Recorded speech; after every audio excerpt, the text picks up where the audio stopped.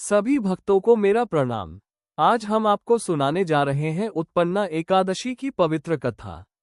यह वही एकादशी है जिसने धरती पर धर्म की रक्षा की और भगवान विष्णु को भी नींद में सुरक्षित रखा। कहते हैं, जिसने सच्चे मन से उत्पन्ना एकादशी का व्रत किया, उसके जीवन से सारे भय मिट जाते हैं, पाप नष्ट हो जाते हैं और उसके भीतर दिव्य शक्ति का जन्म होता है। तो आइए बहनों और भाइयों, मन को शांत करें, ईश्वर का स्मरण करें और भाव से इस कथा को सुनें। एक समय की बात है, त्रिलोक, स्वर्ग, पृथ्वी और पाताल में एक भयानक असुर का आतंक फैला हुआ था। इस असुर का नाम था मुर या मुरासुर। मुर का जन्म दैत्य कुल में हुआ था, लेकिन उसके भीतर क्रूरता, अत्याचार और असीम घमंड भरा हुआ था। उसने अपनी शक्ति से देवताओं को पराजित किया, ऋषियों को सताया और मनुष्यों में भय का संचार कर दिया। लोग कहते थे, मुर के सामने खड़े होने की हिम्मत किसी में नहीं। स्वर्ग में देवता भागने लगे थे। इंद्र अपनी सेना लेकर इधर उधर छिप रहे थे और हर जगह एक ही डर था, मुर आ रहा है। डरे हुए देवता एक साथ एक जगह इकट्ठा हुए। उन्होंने विचार किया, इस अत्याचार का अंत कौन करेगा? सबकी आंखें एक ही दिशा में उठी और कहा गया, केवल भगवान विष्णु ही इस असुर का नाश कर सकते हैं। देवतागण तुरंत वैकुंठ पहुंचे और भगवान विष्णु के चरणों में नतमस्तक हो गए। उन्होंने विनती की, हे प्रभु, मुर नामक यह असुर हम सबको परेशान कर रहा है। विश्व की शांति भंग हो चुकी है, धरती डर में है, मनुष्य भय में है। कृपया हमारी रक्षा करें। भगवान विष्णु ने धैर्यपूर्वक सब सुना और बोले, देवताओं, भय मत करो, मैं स्वयं इस दैत्य का अंत करूंगा। इतना कहकर भगवान गरुड़ पर सवार हुए और दानवों की नगरी चांदाई की ओर प्रस्थान किया। जैसे ही भगवान विष्णु चांदाली पहुंचे, मुरासुर ने उनका सामना किया। युद्ध शुरू हुआ। तेजी से शंख फूटा, चक्र घूम उठा और गदा की टक्कर से पृथ्वी तक कांप उठी। भगवान और मुर के बीच भीषण युद्ध छिड़ गया। ये युद्ध एक दो दिन नहीं बल्कि हजारों वर्षों तक चलता रहा। भगवान वार पर वार करते रहे, मगर मुर इतना चतुर और शक्तिशाली था कि हर वार से बच जाता। वह बार बार भयानक मायाएं रचता, अपनी शक्तियों से भगवान के अनेक रूपों को भ्रमित करता।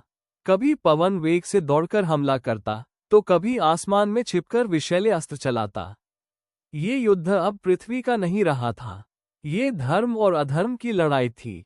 सैकड़ों वर्षों के युद्ध के बाद भगवान विष्णु बद्रीनाथ की एक पवित्र गुफा में विश्राम करने गए। ये गुफा शांत थी, ठंडी थी और भीतर एक अद्भुत दिव्य प्रकाश फैला हुआ था। भगवान गुफा में लेटकर विश्राम करने लगे। उनकी आंखें धीरे धीरे बंद होने लगीं, परंतु दानव मुर हार मानने वाला नहीं था। वह भगवान के पीछे पीछे गुफा तक पहुंचा और जैसे ही भीतर आया, उसने देखा भगवान सो रहे हैं। उसके मन में दुष्टता जागी। यही समय है भगवान विष्णु को मारने का। उसने तलवार उठाई और भगवान की ओर बढ़ने लगा। गुफा में शांति थी और भगवान निद्रा में थे, मगर इस शांति में एक दिव्य शक्ति जागने वाली थी। जैसे ही दुष्ट मुर सोए हुए भगवान पर हमला करने वाला था, उसी क्षण भगवान विष्णु के शरीर से एक दिव्य प्रकाश निकला।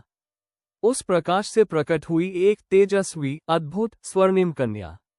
वो इतनी तेजस्वी थी कि उसका रूप देखकर मुर की आंखें चौंधिया गईं। उसने गर्जना की, हे दुष्ट, सोए हुए भगवान पर हमला करने की हिम्मत कैसे की? मुर ने कहा, तुम कौन हो? हट जाओ मेरे रास्ते से। देवी ने तलवार उठाई और मुरासुर पर ऐसा प्रहार किया कि क्षण भर में उसका अंत हो गया। गुफा में फिर से शांति छा गई। कुछ देर बाद भगवान विष्णु जागे।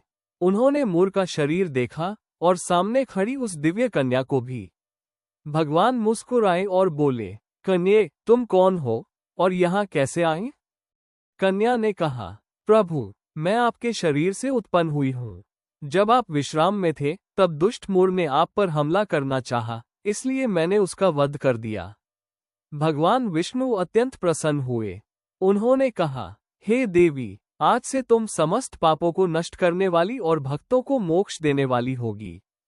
तुम्हारा नाम मैं एकादशी रखता हूँ। जो भी भक्त श्रद्धा से तुम्हारा व्रत करेगा, उसे धर्म, अर्थ, काम और मोक्ष चारों पुरुषार्थ प्राप्त होंगे। देवी ने प्रभु को प्रणाम किया और बोली, प्रभु, मेरे व्रत से मनुष्य पापों से मुक्त हो, उनके भय दूर हो, उनके जीवन में शांति आए, यही मेरी इच्छा है। भगवान ने आशीर्वाद दिया। तथास्तु। उत्पन्ना एकादशी को व्रत की शुरुआत माना जाता है। इस दिन भगवान विष्णु की पूजा करने से मनुष्य के पाप नष्ट हो जाते हैं। जो लोग भटक चुके हों, जिन्हें जीवन में प्रकाश न दिख रहा हो, उन्हें यह व्रत दिव्य मार्ग दिखाता है। कहा गया है कि इस व्रत से हजारों वर्षों तक किए गए यज्ञों का फल मिलता है। भय, रोग, कष्ट सब शांत हो जाते हैं। और सबसे सुंदर बात, एकादशी मनुष्य के भीतर एक नई आध्यात्मिक ऊर्जा उत्पन्न करती है। पुराणों में कहा गया है, एकादशी उपवास से मन निर्मल होता है, वासनाएं शांत होती है और मनुष्य अपने वास्तविक स्वरूप आत्मा के करीब पहुंचता है। उत्पन्ना एकादशी का उपवास न सिर्फ शरीर को विश्राम देता है, बल्कि मन को भी शांत करता है। सच्चे हृदय से इस व्रत को करने से मनुष्य के भीतर जागृत होती है धैर्य, भक्ति, संयम और ईश्वर के प्रति समर्पण। हे भक्तों, ये थी उत्पन्ना एकादशी की पावन कथा। एक ऐसी कथा जिसमें देवी एकादशी का जन्म हुआ सिर्फ इसलिए ताकि संसार में धर्म की रक्षा हो सके। जो भी इस कथा को श्रद्धा से सुनता है, वह पापों से मुक्त होता है और भगवान विष्णु की असीम कृपा पाता है। अगर आपको ये पावन कथा अच्छी लगी हो, तो कृपा करके जय श्री हरि कमेंट में लिखें। आपका एक एक कमेंट भक्ति का एक दीपक है। वीडियो को लाइक करना न भूलें और हमारे साथ जुड़े रहें ऐसी ही भक्ति भरी कहानियों के लिए। जय श्री हरि, जय नारायण, ओम नमो भगवते वासुदेवाय।